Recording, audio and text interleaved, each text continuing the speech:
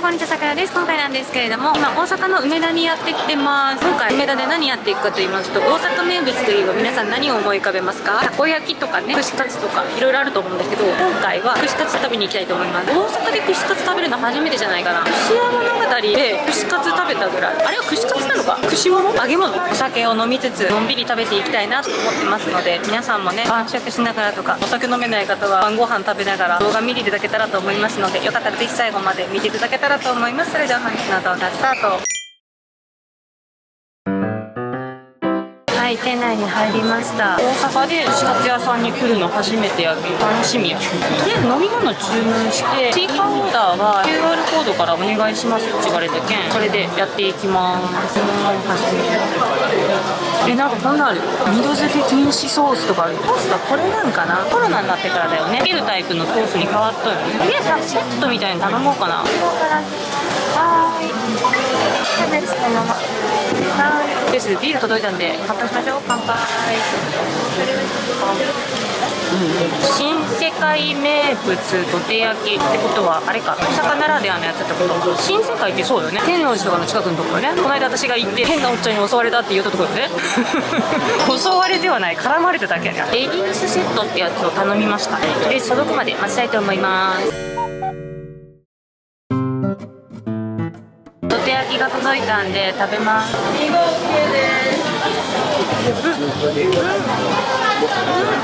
お肉柔らかい。お肉初めて食べた。おいしい。何かに似てるんだけど名前が出るから何だろう。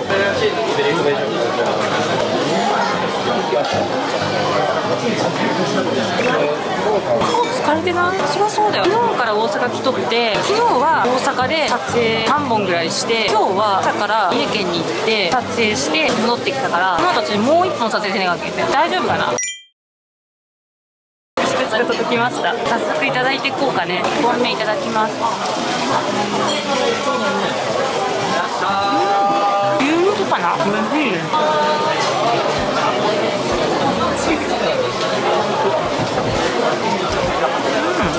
アスパラかな。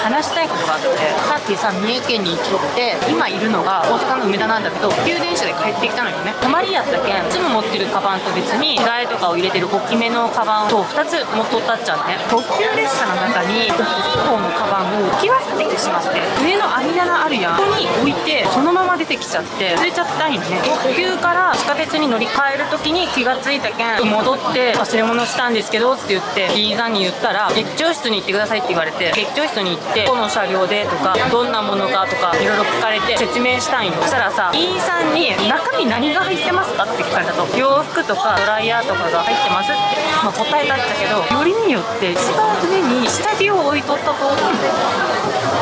多分 E さんに下着見られた。女性じゃなくて男性で最近さ、おかしいとか思ってさ、下着ってさそんな下に入れないじゃん。形崩れるの嫌やけど正面に入れとかっちゃうもん。それがさダメやってさ、やらかしたと思って、もうめっちゃ恥ずかしいとか思って、もうやだと思って、嫁に行けないよ。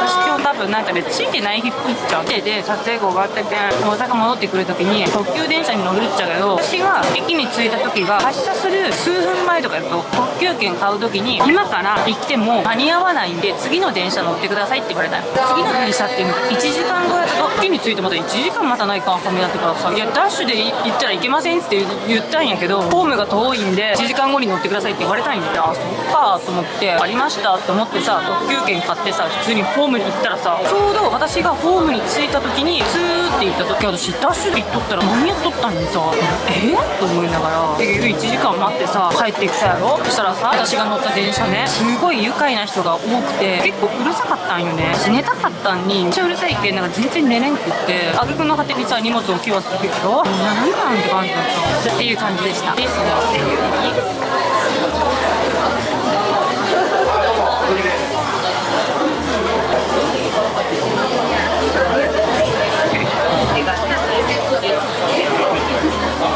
っくり。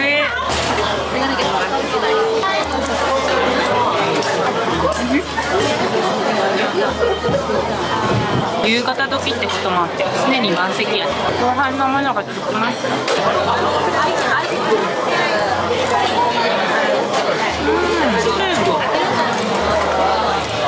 なんやろ、トマトかなこれ。汁が飛び出してやけどしたんやけど。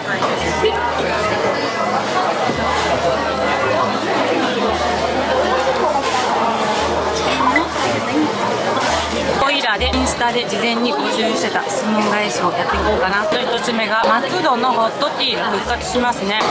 そうなんよ。私ね、マクドナルドのドリンクで一番好きなのがホットティーのレモンなんよ。今年の1月か2月ぐらいからなくなったのを惜しむ声っていうのがすごく多かったらしくて復活したみたい。嬉しい。私がホットティー好きなの知っとうちとか結構動画見てくれてる方だよね。ありがとうございます。スマホケースは何使ってますか？透明で硬いやつ使ってます。スマホケースってさ、その人の思考が出ると思ってて、キャラものが好きだったりとかさ、好きなアニメだったりとかさ、吹き出しタイプなのか手帳タイプなのかとかもいろいろあると思ってるけど、そういうので探られるのが嫌やけん、電車とか乗っとってもさ、大体みんなスマホ触ってんじゃん。あの人ってこういうのが好きなんだとか分かるやん。腹の中探られたくないけん無色透明なの作ってる。私スマホ持ち出してからずっと無色透明やから何かがデザインされてるのって使ったことがない。続いての質問が香水何使ってますか？定期的に聞かれるんやけど、それはね使ってなかったよ香水。でも最近ね香水つけてるんです。ただなんとなくって感じなんだけど、ディオールのローズ系の香りがあってこれがいいなと思ってそれにつけて。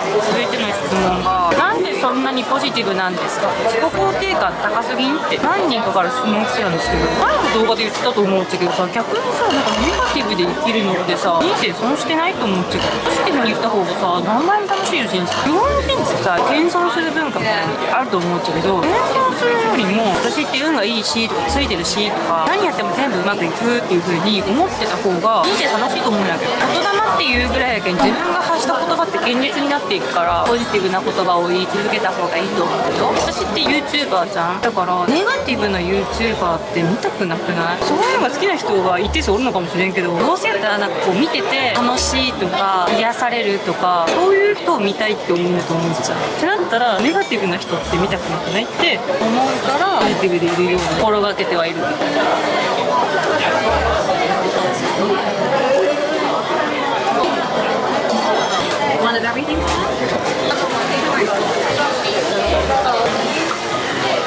推し活ラスイッチ。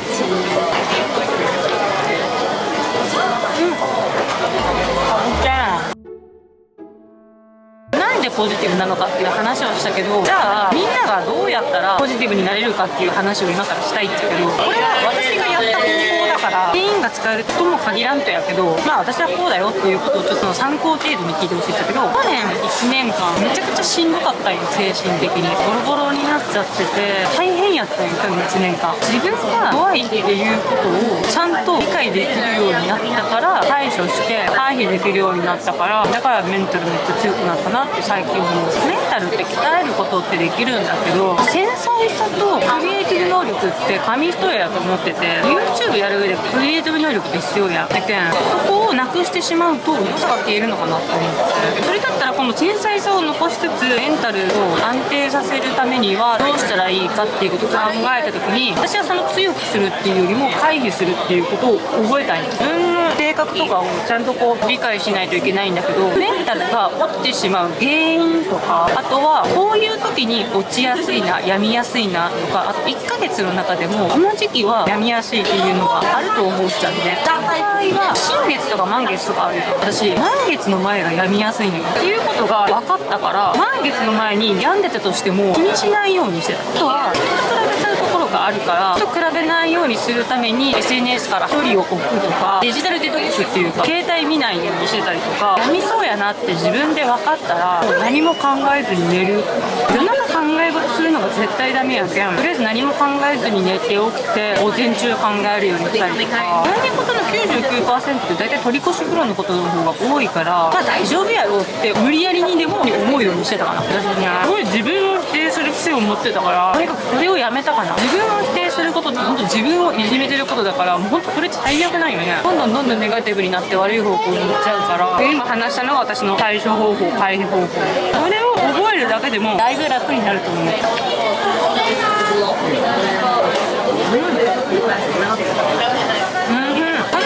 花粉やばくない？花粉多いのかな？私って春と夏の花粉症持ってるんで、7月とかが一番ピークやばいんで、最近やばいよ、すでに。今年多いのかなと思って、花粉が。肌とか鼻とかおかしいもんね。みんなはどう？大丈夫？生煮た。はい、バスの時間までもうちょっと時間があるので、とある場所に行きたいんですけどなんか面白いもの見つけてしまったけん、ちょっとカメラ回し始めた。わかるかな？熊のお相撲さんなんだよ。わかる？3月場所が大阪で合ってるのかな。今口から水を出してる熊さんがいます。面白い。はい、着きました。梅田スカイビル展望台ってとこに行きたいんですよ。これまっすぐ行ったら行けるみたいなんで、ちょっと行きます。なんか夜になるとちょっと寒いね。肌寒い。場所自体は40階なんですけど、まず3階に上がらないといけないんで、3階に行きますね。目立つ大阪に来たら、なんかいっぱいやね。今日めっちゃ食べたもんだって。これです。空中庭園39階にチケットカウンターがあるので、39階に向かいます。めっちゃ並んでんだけど。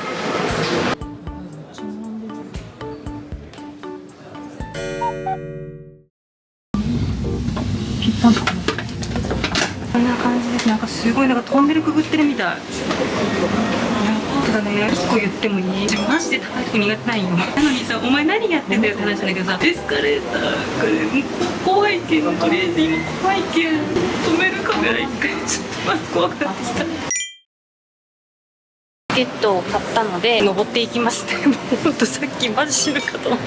いや、後ろに誰も人が立ってなくて、私が後ろやったけん、このまま私後ろにひっくり返ったらどうしようっていうなんか謎の恐怖に襲われてさ、本気でさ助けてと思った。お、綺麗。前回の反省を生かしてですね、夜景は iPhone で撮るべきっていう私なりの持論ができたので iPhone で撮影していこうかな。めちゃめちゃ綺麗じゃないやつねえ。下見るとこんな感じでめちゃくちゃ怖いですね。めっちゃ綺麗だよ。やっぱ iPhone 綺麗だよね。そこが見えるのが大阪駅ですね。さっき通ってきたところです。これがヨドバシかな、阪急がだってそんなのやった。夜景こんな感じ、めっちゃ綺麗じゃないねえ。綺麗。彼氏目線めっちゃ綺麗じゃない。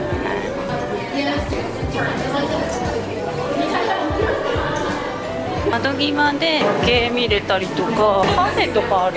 カフェバーみたいなお店があって、椅子とテーブルがいっぱいある。どっか空いてないかな。お前目線じゃなくてどういう風なとか見せるじゃなしよ。こんな感じでも多分全窓なんだけど、カウンターテーブルみたいなのがバーって並んでます。あんまり見れんかった、人が座ってて。終わり？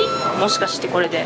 あ、終わりっぽい。終わった。えいや、今回はですね、何したっけ、串カツだるまで串カツを食べたりとか、ずっとね行きたかった梅田スカイビルにやってきました。もちろんね、串カツはねめちゃくちゃ美味しかったです。全然脂っこさとかもなくて、ネタの種類も多くてすごく美味しかったです。梅田スカイビルに関しては正直言っていい、前回動画でアベノハルカス行ってるんですけど、アベノハルカスの方が何倍も良かったです。アベノハルカス行った時綺麗すぎてびっくりして、あん泣きだったから、正直ねアベノハルカスの方が良かったです。私の期待値が上がりすぎとったんかなだと思います。カフェとかがあって雰囲気はいいので、カップルとかお友達と来るといいんじゃないでしょうか。ぼっちで来るところではございません今回大阪に旅行に来てるので、他にね予定通り行けばあと4本ぐらい動画が上がってると思うので、そちらもよかったら見ていただけたら嬉しいです。この動画がいいなって思った方はぜひチャンネル登録、高評価、コメントよろしくお願いします。ありがとうございました。